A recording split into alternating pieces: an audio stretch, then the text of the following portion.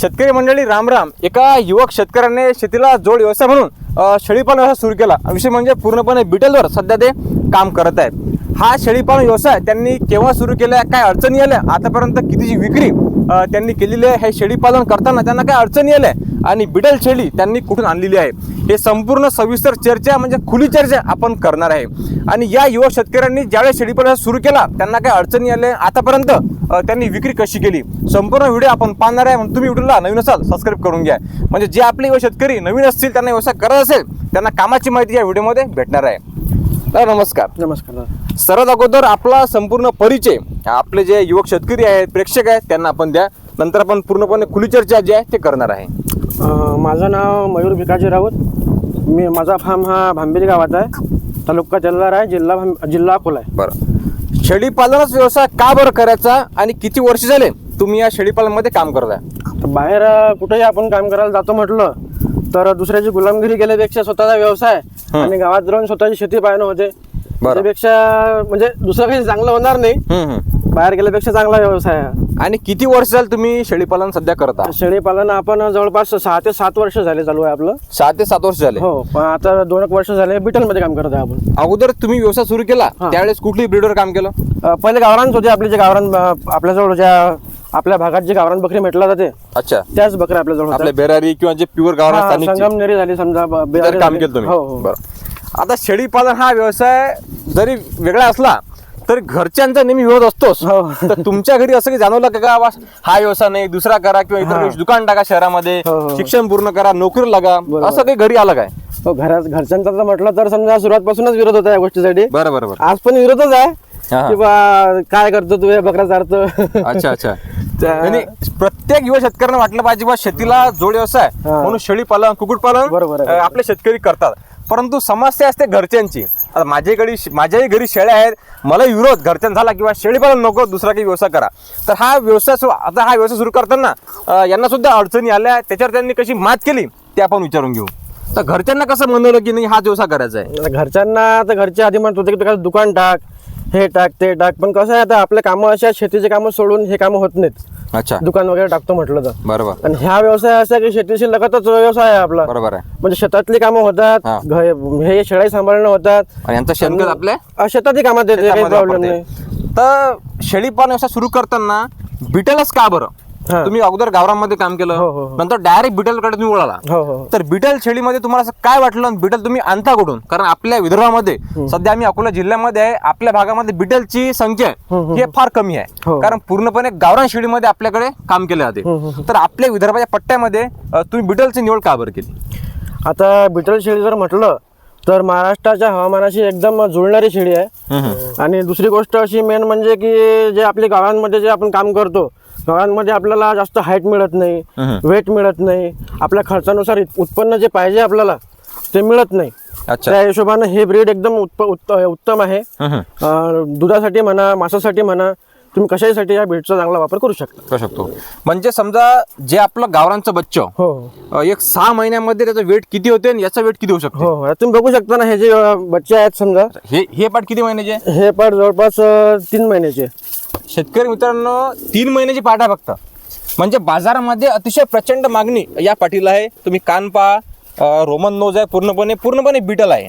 आणि 3 महिन्याचीच हे पाट आहे. हे विशिष्ट खासियत आहे त्या ठिकाणी बिटलची. आपल्याला गावरांमध्ये फारसे पाहायला मिळत नाही. हे जर पाट गावरांची असती तर एक 10 ते 11 महिन्याची पाट असते.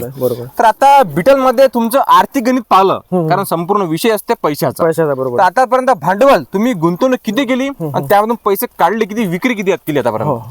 तर आतापर्यंत समजा आपण एकखट्टा तर गुंतवणूक केली नाही आहे. एक फिमेल आपण जसं चांगल्या क्वालिटीची भेटले त्यानुसार आपण घेत गेलो. अच्छा.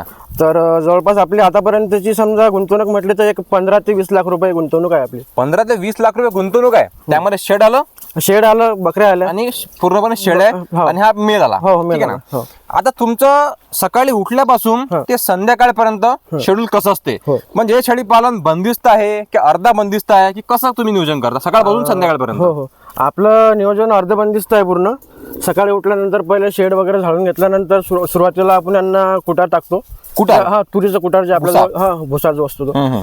त्यानंतर शेळ्यांना पाणी वगैरे पाजून रेस्ट देतो.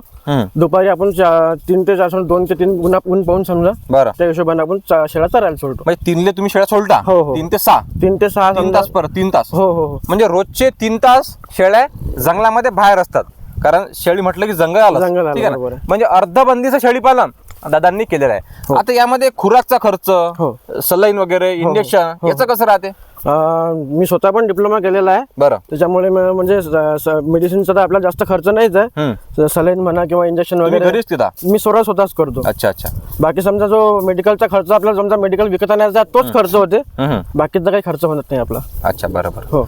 तर दुसरा विषय असा आहे की जे आपले युवक शेतकरी असतात, खरी शेती असून सुद्धा नोकरी पुण्याला, मुंबईला, नागपूरला नोकरी जॉब करतात, हो, हो. तर त्यांना तुमचा संदेश काय राहील की त्यांनी खरंच हा व्यवसाय केला पाहिजे का नोकरीमध्ये ठाम राहायला पाहिजे? नाही, मी तर म्हणेल की बा ते जे आहे ते दुसऱ्याची गुलामगिरी केल्यापेक्षा हा व्यवसाय एकदम उत्तम आहे. अच्छा. जवळपास आता नाही म्हटलं तरी आपलं वार्षिक उत्पन्न या शेळ्याच्या भरोशावर माझ्यावर सध्या 7च फिमेल आहेत. 7 फिमेलचं उत्पन्न म्हटलं तर कमीत कमी मला 6 लाख रुपये वार्षिक उत्पन्न वार्षिक. होते. हो. म्हणजे यांचं सेलिंग जे आहे हो. हे चांगलं आहे. चांगलं आहे, हो. आणि संपूर्णपणे बीटल म्हणा किंवा अजून जे क्रॉसटीन, संपूर्णपणे आकडा किती आपल्या फार्मर? 15 आहे मला सगळे आपल्याजवळ आता लहान त्यामध्ये मोठे. Male female? हो, मेल तर सध्या मोठा हा एकच आहे. छोटे लहान बिल्ल आहेत. हा जो मेल आहे या मेलच्या भरोशावर तुम्ही आपल्या हे लावता, लागवण करता, हो, हो. ठीक आहे ना? आता याची जर बिटलचा फिमेल आहे, हा बिटलचा, मेल. तुम्ही जर पाहिलं तर एखादी वघार जे असते आपली म्हशी टाईप तो झालेला आहे हो. पूर्णपणे, है ना? हा. सध्या तब्येत जरा याची नाजूक आहे, म्हणजे थोडं बिमार पडलेलं आहे. याचा अतिशय रबजब बोकळा त्या ठिकाणी आहे.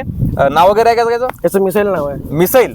डायरेक्ट मिसाईल हवेमध्ये सारखंच काम करतो. तर पूर्णपणे रोमन नोज पहा तुम्ही, कान वगैरे पहा. म्हणजे बिटलची खासियत आहे की कमी टाइमामध्ये जास्त वेट गेन त्या ठिकाणी होते.